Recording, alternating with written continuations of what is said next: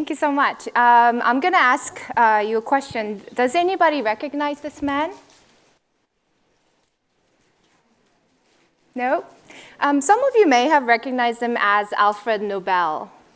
But did you know that before he was known for such prestigious awards, he was infamously known as an inventor of dynamite? Did you know that? So one incident really changed his life forever, his brother's death. So when his brother passed away, a local newspaper actually ran an obituary of Alfred Nobel, thinking that it was him who died.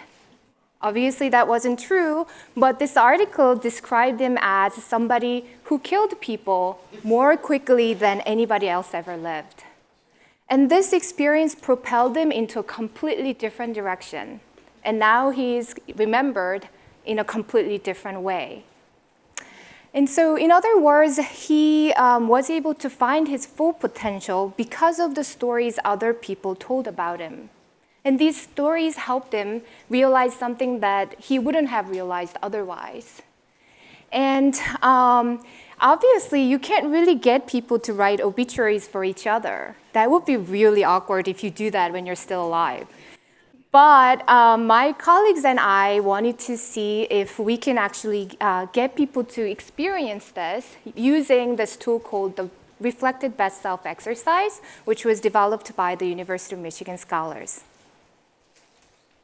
This is how it goes. So you write 3 stories of your best self, and then you reach out to your personal contacts, including family members, friends, and colleagues, to write about yourself, highlighting your positive contribution.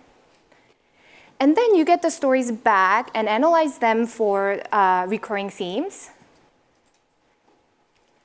Then you compose your best self portrait based on the stories that you received.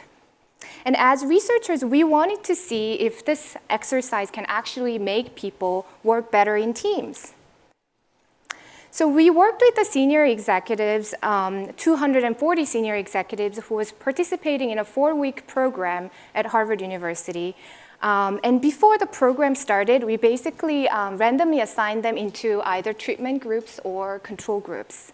And all of them wrote 3 stories of their best self, and then they reached out to their contacts to collect stories. But they submitted all of the stories directly to us so that nobody was able to see them before the program started.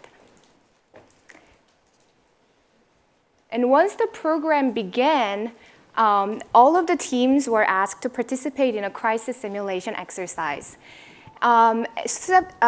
The only difference between the treatment condition and the control condition was the timing of the intervention. So the treatment participants received the stories that other people wrote about them before the crisis simulation, whereas the control participants did not receive anything until the crisis simulation ended. And you might be wondering what this crisis simulation was all about. We basically asked all of these teams to make policy recommendations for then Governor of Massachusetts, Governor Patrick, who's pictured behind me. And he was supposedly dealing with this dangerous respiratory virus that was going around in Massachusetts. And then we also invited real experts to evaluate these teams based on the following criteria: communication, creativity, clarity of ideas, and feasibility of policy recommendations, and team cohesiveness. And then what we found here is that the treatment groups that received these stories before the crisis simulation, right before they start working in teams, actually outperformed the control groups significantly. And what happened was this. So this exercise made individual team members feel actually really socially valued by others before they go into teams. And so this sense of self-worth put them into a psychological state that allowed them to contribute better in teams by bringing more unique perspectives.